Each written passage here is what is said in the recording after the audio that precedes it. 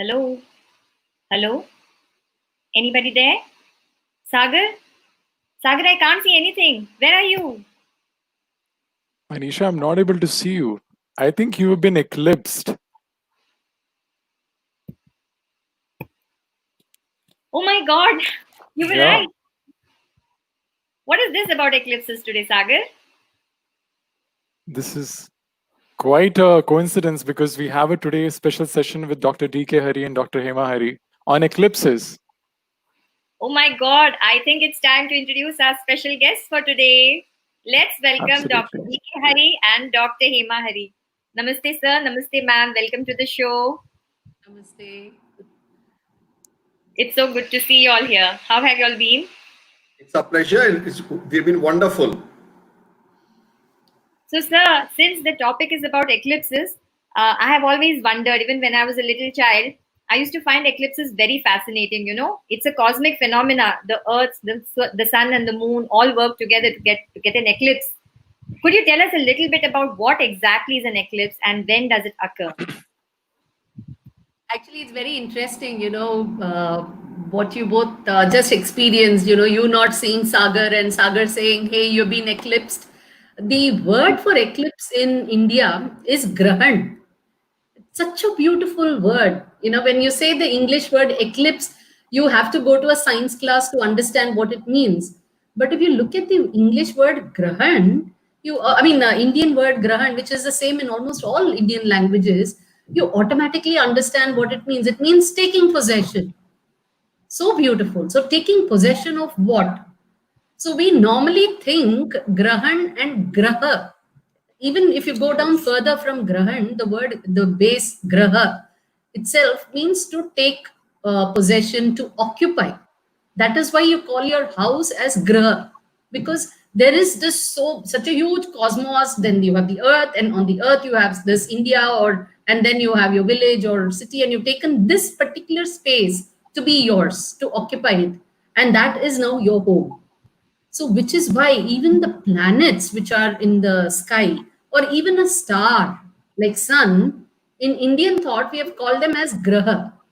So, in Indian astronomy, graha means not just planet, graha means something that is occupying a particular space. So, it denotes a space in the cosmos. So, sun is also a graha, the planets are also graha, moon is also a graha, and places on the in the cosmos where the paths of these objects intersect. So these are apparent paths intersect. These are also called graha. That is why you have two nodes. When you see, actually, we all know today that Earth is going around the sun and the moon is going around the Earth. But for all practical purposes, when we stand and look up at the sky, we see the sun going around us in the sky. We see the moon going around us in the sky. And the paths of these are such that at certain apparent paths, there are points where these paths intersect. And these points are called nodes. And they were called Rahu and Ketu. So these nodes are also called Graha. So, graha is such a beautiful concept in Indian thought, and grahan is that special phenomenon which is happening at these two nodes, Rahu and Ketu. And we will see what happens exactly, how it happens, is when the one object blocks the light from the other, and therefore you cannot see that particular object. So it is taking away all the light, and therefore you cannot see the other object. It is eclipsing it. So in English, it's called eclipsing. In Indian thought, we say it is grahan. So on a full moon day, you get a lunar eclipse because the earth comes between the sun and the moon. So normally, if the earth were not in between, then you would have the sun's light hitting the moon and you would get to see the moon in full glow. But when the earth passes between them and they're all aligned, then you don't get to see the moon's light for some time. And maybe we can share our screen and show you a little bit of these ideas. And I'll just do a little bit of screen share.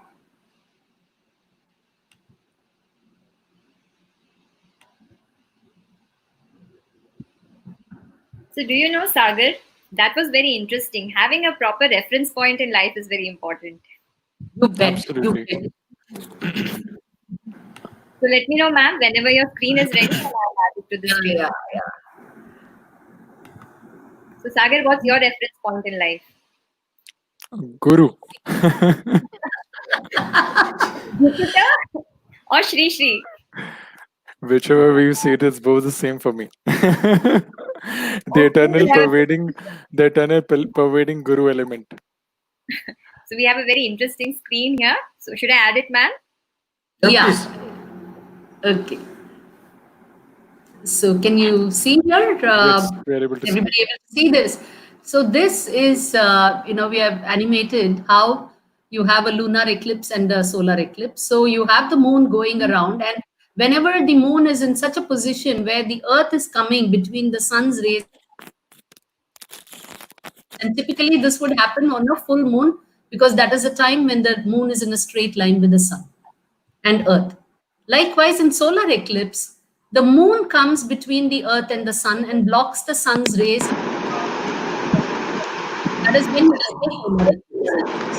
So these two objects are actually grahan. They are taking the light, and that is why they are called grahan. As simple as that. That's interesting to know, ma'am, and that animation explains it beautifully. I think Sagar had a question for you. I think I ask this question on behalf of all the young viewers, because in today's time, definitely elders follow a lot of elaborate rituals when it comes to eclipses. With respect to the current situation, I was to ask, so what's in their own language, what's the big deal about a triple eclipse, if you may please elaborate? I would actually, I'll take this, Hari. I want to show them something. All right. I've got something here to show you. All right. Let's assume these two are the paths of the sun and moon, moon and the sun as we see from Earth in the sky, apparent paths. Okay. And like we said, when we see from the Earth, ideally, the whole, if you look at the solar system, if the sun is in the center, all the planets are going around the sun in the same plane. So they're all the orbits, if you align them, they'll be like a stack of plates, one inside the other, all in the same plane except for one of them.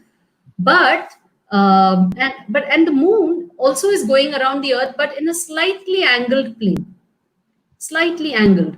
So which is why you find that at 2 points they intersect. I think, oh God, everything is red today.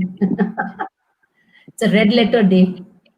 So it's slightly intersecting. So therefore,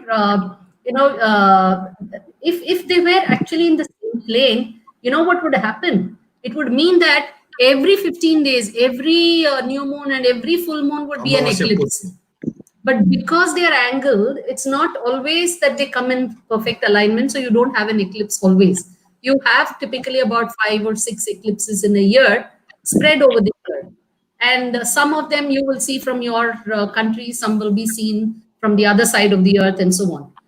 Now, what happens interestingly is during some years, every fortnight, so in 3 consecutive fortnights, you have eclipse. So you will have a lunar eclipse and then a solar and a lunar, or a solar, lunar, solar. So like that, every 15 days you would have an eclipse. They'd come together, bunched together. You have 2 eclipses coming together. That is also fairly little more common.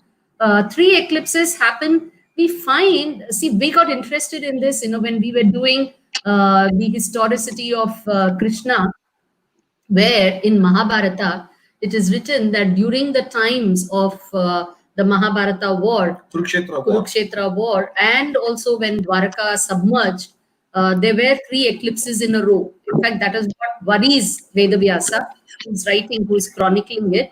And he mentions that not only are they coming 3 together, but during Mahabharata, instead of a fortnight, which is 15 days, typically a lunar cycle, 14, 15, 16. Here in this case, it happened in 13 days.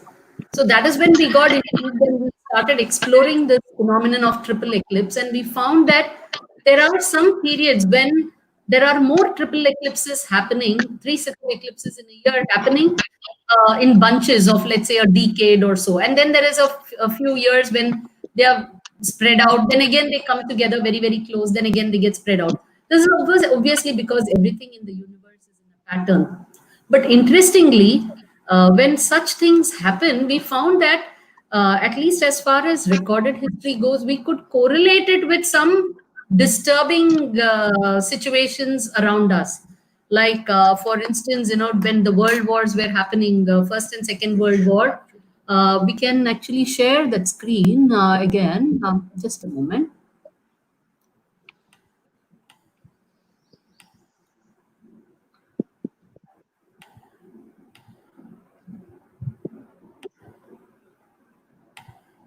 Are you able to see the screen? Yeah, Manisha's permission, we will be able to. Pardon? We are able to now. Okay. So we found that Manisha, we're not able to see that screen. 3067, which is the time of Mahabharata, there were 3 eclipses within just 13 days. The dates are actually here. One second.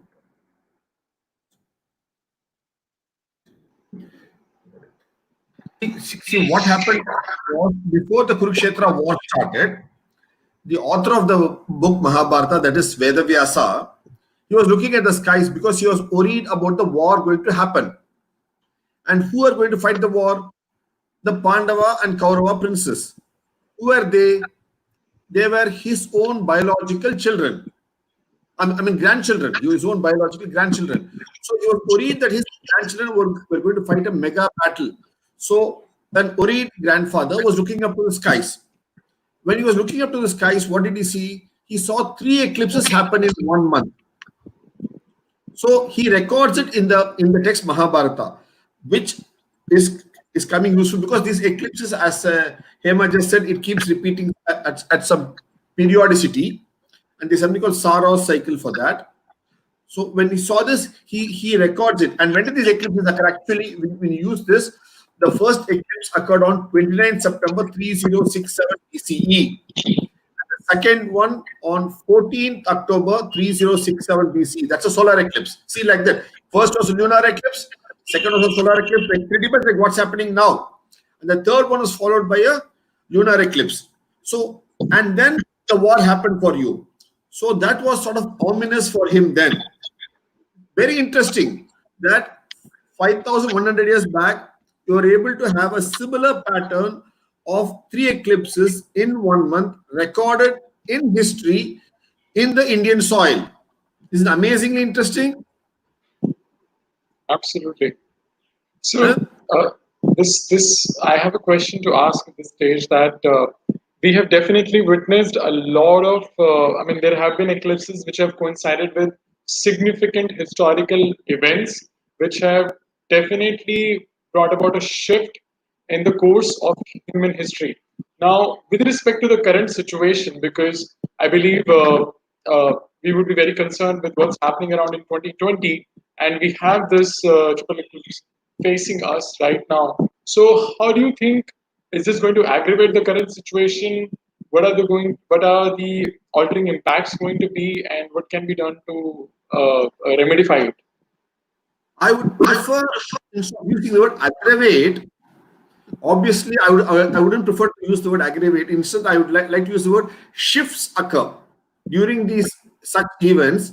From one process to another process, shifts do occur, and we have seen repeated cycles. Okay, and for instance, again after Mahabharata. Okay, I'll take a shift example for you.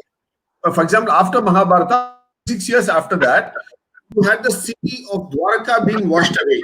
Right? We have heard about that, about a major tsunami washing away Dwarka. Right? And that at that time also there are 3 eclipses in the sky. Lunar, solar, and lunar. Same pattern you see in the sky that happened again about 5,000 years ago. So we see this.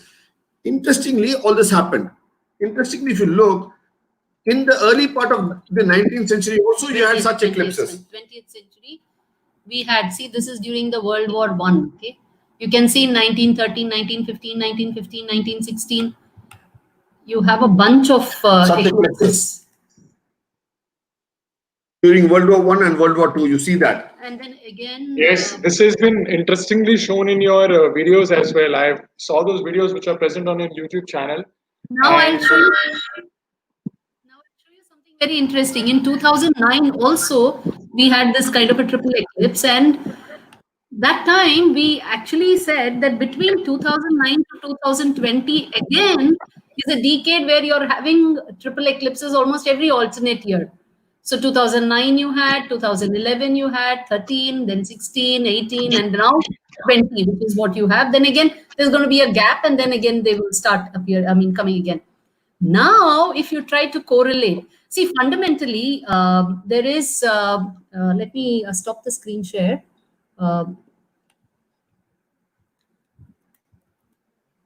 So fundamentally, if you these kind of things, so far science has been focusing on understanding the phenomena of eclipse, but we have not been focusing on trying to understand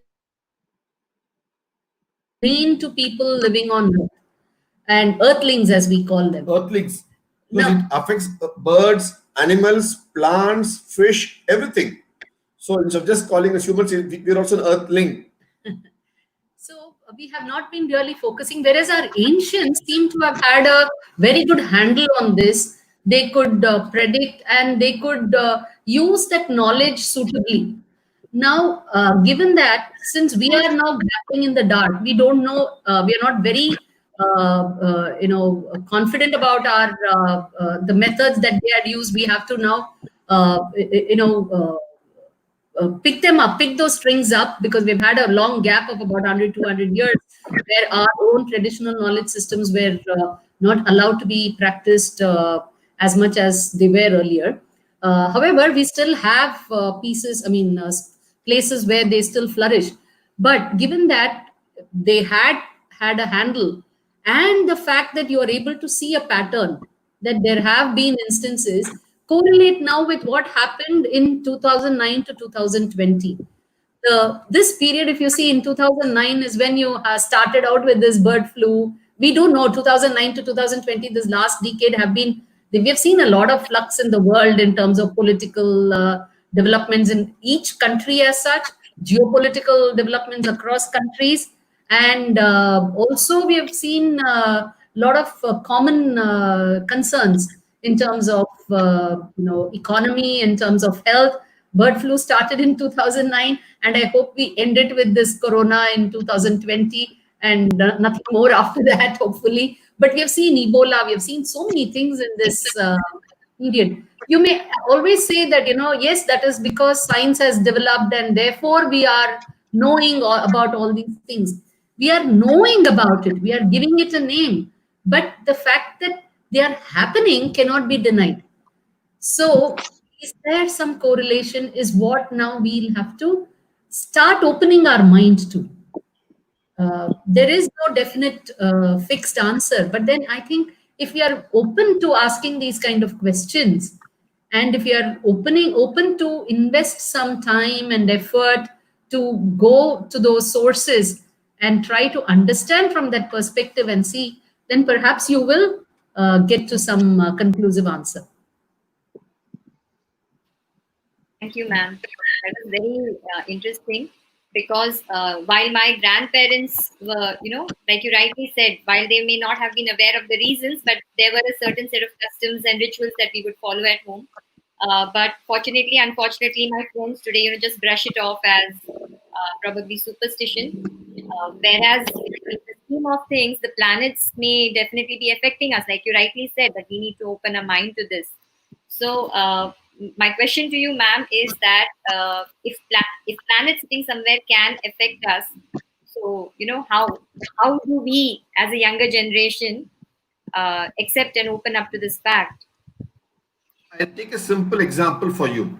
Whether you ask whether planets or moon or other things affect us or not.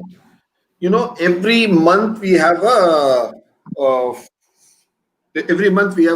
full moon night. And we all, if people who live in the coastal areas, if you go to the beach, you will clearly see that there is high tide.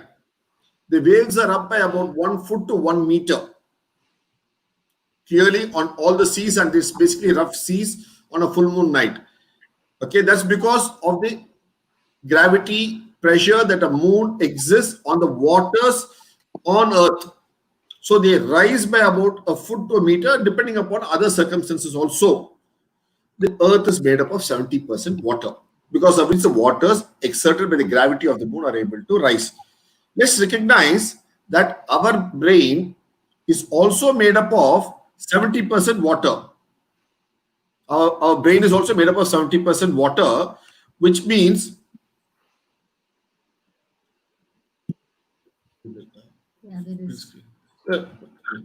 so our brain is also made up of 70% water. So it also rises when the waters in the sea can rise. The waters in our body, which is also 70% water, can also rise and equally affect us. All of us, it affects. That is why a person who is mad is called a lunatic, because it comes from the lunar. It is a moon cycle that affects a person.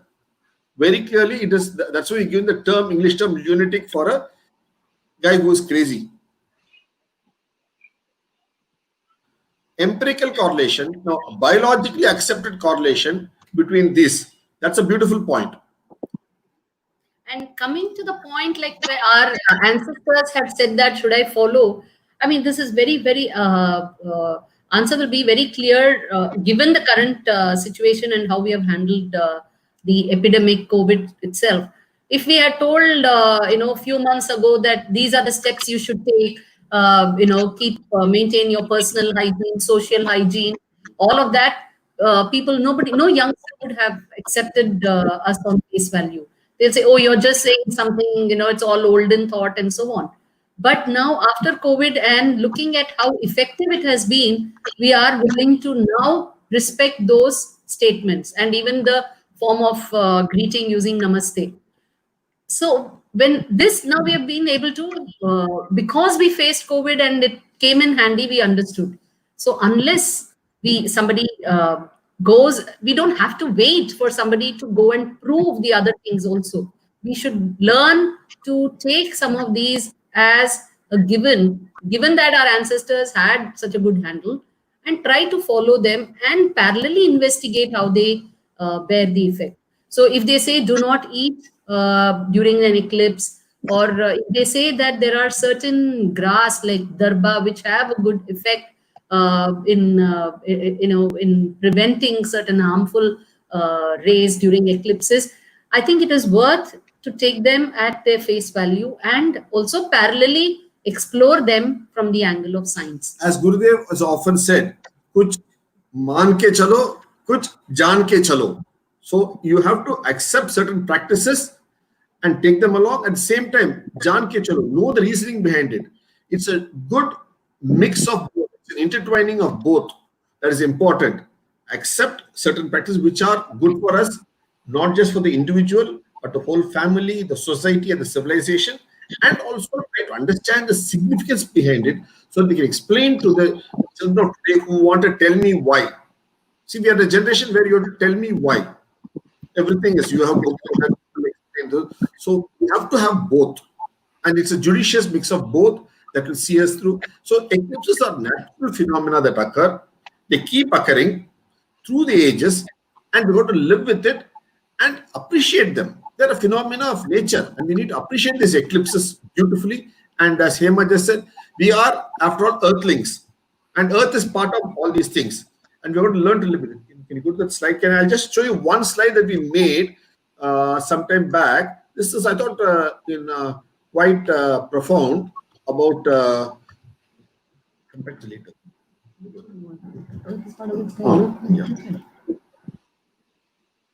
Yeah. This is something.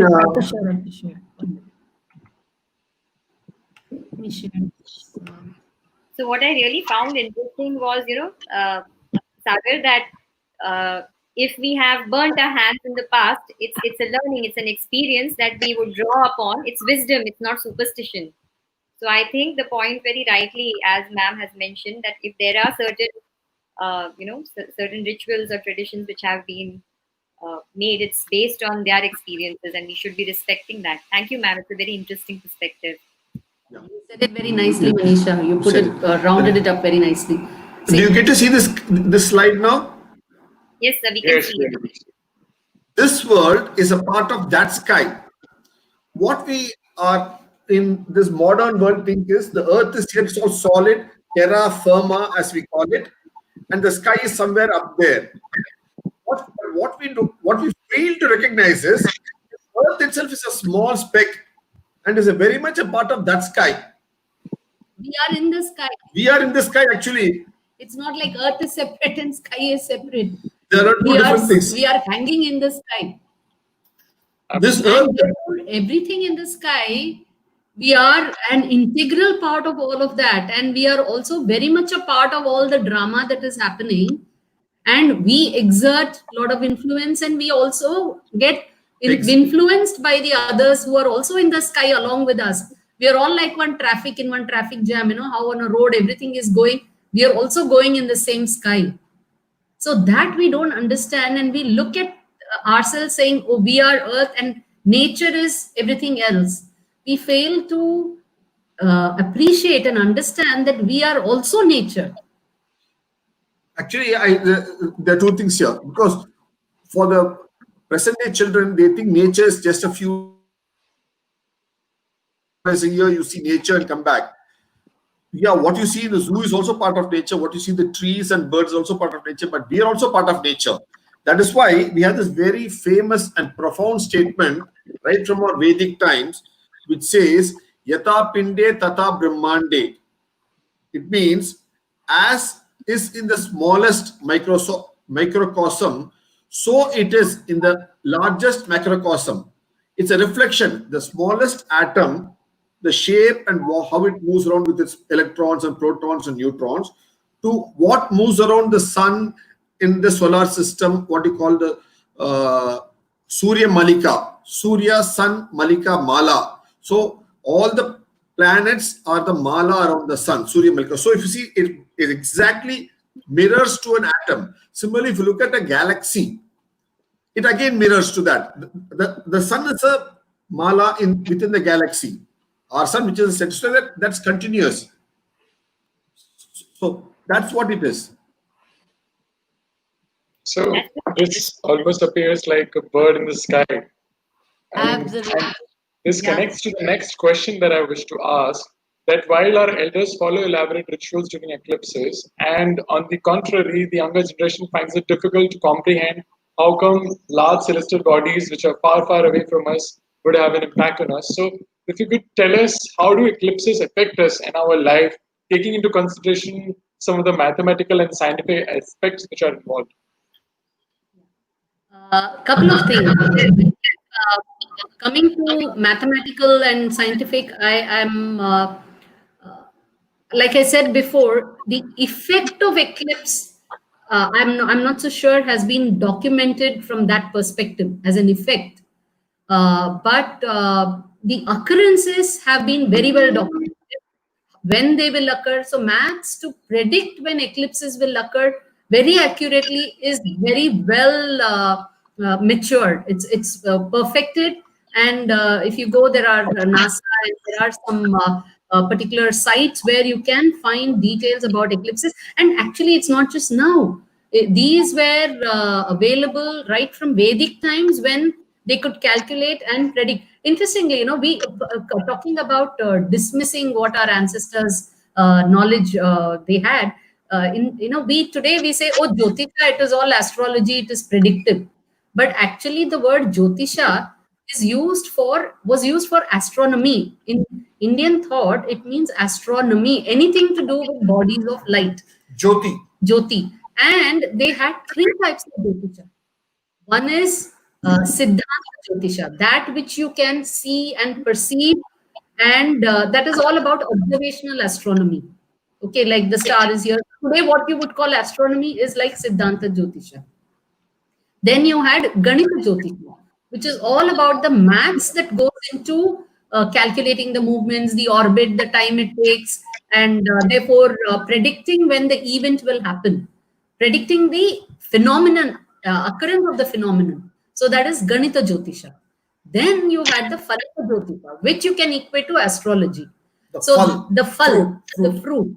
So what happens when these phenomena happen and how they will impact whom and what and so on, and what are all the permutations and combinations and everything else that goes along with that. So that you can equate to astrology. So all these three together made Jyotisha. Actually, they made a short film on it. It is there in our YouTube channel. It's called Wonders of Indian Astronomy. The comparison between astronomy versus astrology. It's a short film of just 3 minutes. You can see it, see it there. It's there. The difference between the two is well explained with animation. And from what Hema said, I'll tell you one more point. There's something called Drik Ganita. Drik meaning what you see. Dekhna. Drishti. Drik and Ganita is what you note down for mathematically. So what you write on your paper or your palm leaf is actually observed in the sky, and both are collated and mapped together. That is the beauty of Indian astronomy. That is why you got modern software to predict your solar eclipse and lunar eclipse, all these things. They knew this 5,000 years back because they had Drik Ganita with them. They knew when eclipses will occur. Very clearly, they knew eclipses will occur. That is why when Veda Vyasa was looking at the sky, he knew there would be triple eclipses. He saw, because there was a calculation table system then, which is called Panchanga, which is made up of the 5 arms. So very clear. So it is not prediction. It is more clear calculation of when eclipses. Astronomers were experts at it for many millennia. So coming to the point of, do we have mathematical equations to predict what will happen, or what effect eclipses will have, which was your question. See, if you see, each of the time that we have encountered these kind of cluttered triple eclipse phenomenon, the world has, like Hari was saying, gone through various shifts in Mahabharata war. After that, obviously the world settled to a life of dharma. Then Dwarka. I think even Mahabharata, sorry to interrupt, Mahabharata is way back. Even in 2009, we have witnessed a lot of man-made disasters as well. I mean, exactly. Yes. And look at this. World War, after World War, the world settled down to a new order. You had the UN coming in, and then the geopolitics of the world changed. Colonialism ended. Things happened to the world. I mean, there was a shift. There were a lot of casualties and tragedies, but then things changed to a new order. Now, in 2009 to 2020, therefore, if you look at this decade, what is coming out? It's not a prediction, but it's more a feeling and an experience that you're seeing. We all are seeing now. Is after this period, you will find that people will respect ancient wisdom a little more. They will go back to nature. They will become a little more responsible in handling nature, because now they have been hit by what happens when you disregard nature. So that is kind of perhaps going to be the shift that we will see. They will start becoming a little more self-reliant also.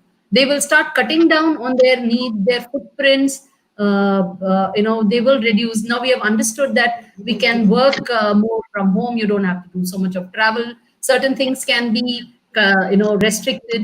So all of this is going to perhaps be a new order that we might see after 2020 and this decade of triple eclipses.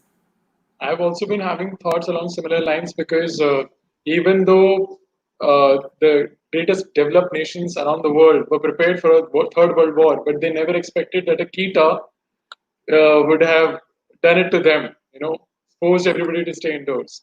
So this is really remarkable, and I'm very sure, in line with what you're saying, that after every major calamity, the transformation that the world has gone through, there has been a new world order that has been put into motion. So this brings us towards the end, and I think the last question that I wish to ask is that, what can we expect post-eclipse? Amidst all this, we hear that the world is going through a transition phase. So I believe we've already answered that in some capacity, in terms of having a new world order and people respecting nature more. And any concluding remarks that you wish to add on this? And what are some practices that you would advise during eclipse, which I'm sure, which perhaps can be easily followed by people of different generations and backgrounds. It's not just the order that we expect to happen, because the whole scenario is turned upside down, as you said, not by a major war of huge bombs, but something as invisible as a kirmi. That's why we have this term, yatha pinde tata brahmande. Yatha pinde tata brahmande. The microcosm can play a big role, is what they didn't expect in the macrocosm. So all we're talking about macroeconomics, macro this, macro that. We missed out that micro is there, and there's a thing called small is beautiful. Yes, small can also be dangerous. Not only beautiful, small can also be dangerous. So that was the thing. So these are eye openers and thought process. But let's look at something. You can say the Kurukshetra war happened in 3067 BCE, all that. But let's also recognize it was that same day that gave us the Bhagavad Gita. Absolutely. That has sustained the world for the last 5,100 years in a very spiritual manner, been a rooting for all of us, for Dharma. Similarly, in 3031, after 18 years, when the same triple eclipse occurred, and you had the destruction by tsunami of the Dwarka, it's again there in a film, you can see it there. You had the Uddhava Gita being given, which is equally important between Krishna and Uddhava. Right? Similarly, after World War I and II, which especially Europe and Americas and some parts of Asia went under enormous turmoil, you got a new world order of the United Nations before the Dumbarton Oaks to United Nations, and there also that gave a sense of stability for the next 70 years for the world. And you were going from unipolar to bipolar to multipolar. All these things, the world has gone through multiple polar things. Okay, now 2020 onwards, difficulties, personal, familial, societal, organizational difficulties, enormous churn. We can also look forward to a new opening in mind and thought process. And this lockdown that's happened in this period is actually an open up on multiple fronts, which is what you written an article in our blog, lockdown to open up. Yes, we are locked down, but it also helps us open up. So there's a contrast to this in life. So this eclipse, this triple eclipse brings out this contrast beautifully to us. And every year we celebrate Shivratri. That's Mahashivratri. Of course, every month we celebrate Shivratri, and every year we celebrate Mahashivratri. What is Mahashivratri is all about? Celebrating change. While other actually, we written an article on this. It's there in our blog. You can see also there's a short film on this in Understanding Shiva. Only on this aspect what I'm talking about. While every civilization, change is actually turbulent and even bloody to a large extent. It is in the Indian civilization, change itself, we celebrate change. That's why Shivratri, Mahashivratri, what we celebrate, we're celebrating a change. And we accept change and we welcome change. So celebration of Mahashivratri in that way is welcoming of change, accepting of change, recognizing change, and learning to live with the new circumstances. So that is what it is. So this eclipse, triple eclipse, is a harbinger for newer things, where we should be open in mind, in thought, in process, and look forward to take things forward. The way we had one over the last 10 years, we have had about 5 sets of such triple eclipse. Each one brings a change. So we should be able to be awake to it. That's what we have said in our film and in our book, short book. And the change and welcoming and celebrating it starts with first understanding, appreciating, and enjoying the phenomena of an eclipse also. So instead of getting scared about the eclipse, and that too, tomorrow's eclipse is going to be a beautiful one, annular thing, and but of course with a lot of safety and precaution. So at the worst case, you always have the TV that you can always go and watch and see how it's progressing. And luckily for us, it is happening right at the peak of the day for us, when the sun is just glowing over us. I think first we should understand, keep in mind the beauty and the order in nature, which is called Rita. The word, beautiful, look at this, we use the word Rita, which is, look at the English word rhythm. Rhythm means order, pattern. And the root for this is Rita, which is in our RTA, Rita, RTHA, Rita. which we also use for seasons, because seasons are a pattern. Ritu. So cycles, patterns. So that the eclipses themselves, and there is a law to eclipses, which is also so beautiful, that these patterns repeat every 2 years, called Sadhu cycle. And therefore, which is why you had 3067, and the same pattern happened 36 later in 3031 BCE. So the nature is so beautifully designed. There's a cycle to repeat that. That's why it's called rhythm. I will just show you that bit. To show you that how this is mentioned in the Upanishad. There's actually a shloka in the Taittiriya Upanishad. Can you see the screen now? Yes, sir. Yes. It's an invocation shloka in the Shikshavali of the Taittiriya Upanishad, which says, Ritam Vadishyami. I speak the truth contained in all rhythms. Satyam Vadishyami. Tanma Mavatu. Tadvaktaram Avatu. Avatu Mam. So, we very clearly, so the word rhythm is not just an English word. And where is the rhythm best seen? In the Damru of Shiva. Because it's continuous, it's a universal rhythm. And the chakra, Kala chakra is universal rhythm that you see. So that's the Dharma chakra of the whole the cosmos. The cosmic dharma is to have this kind of a rhythm. That the rhythm is the essence of the cosmos. I think this brings me the interesting parallel that I'm able to draw from here is that firstly, with respect to evolution, so that ability to adapt, and I believe as humans, we need to acknowledge and accept first to ourselves that yes, this change is happening. It's only when we acknowledge and accept we'll be able to think with an open mind of a solution. And of course, once we are able to accept, we are able to celebrate it.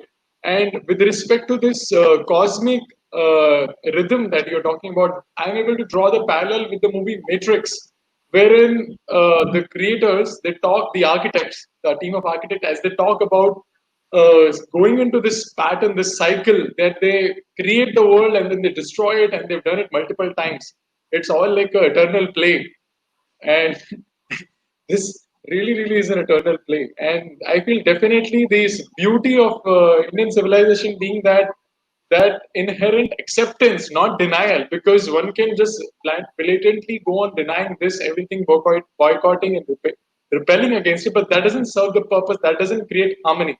Harmony can only be created once we accept and celebrate. Very beautifully put. Manisha, you wish to add some concluding remarks? Are there any questions from the audience? Yes, thank you, sir. Actually, we have covered it in some part. Mamta Kishore Vijayanagar ji had a question that what is the kind of effect or impact it has on humans?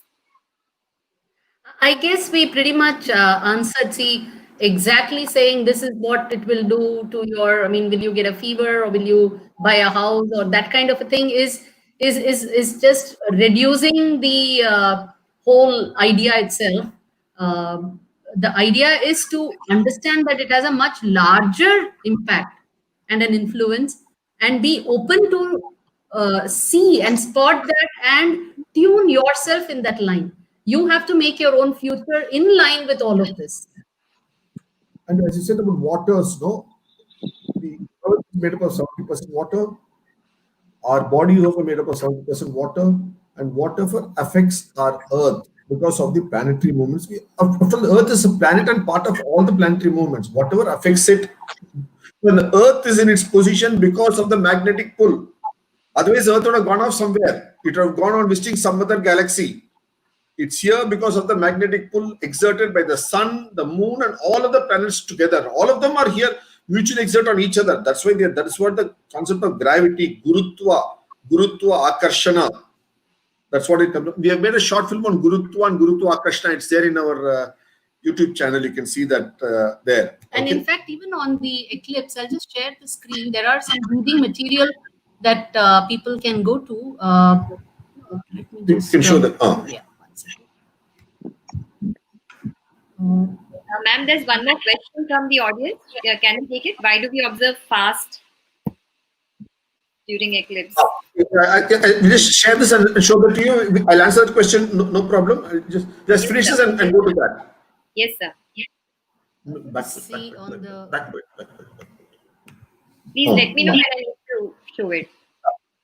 See, There is. Yeah, can you share the screen now? Yeah, it is already shared. Can you see it? Yes, sir. Yes, ma'am. We can see it. Like all that we spoke about the triple eclipses, you can find it for read on our website. On the banner, there is this thing about the book, and No, people click it, can sir. go and look at the book over here and read it. So this is something that people can browse through. The other thing is this is about particularly about triple eclipse, and then on eclipses itself. Oh, sorry.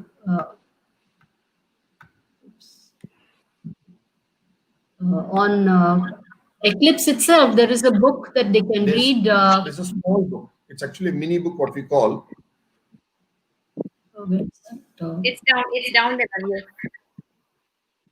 Beneath You know that. it better than us where it is. So here there is a book on eclipses that they can click and read. Yeah, they can open and read this. So you get a lot of inputs on this. So so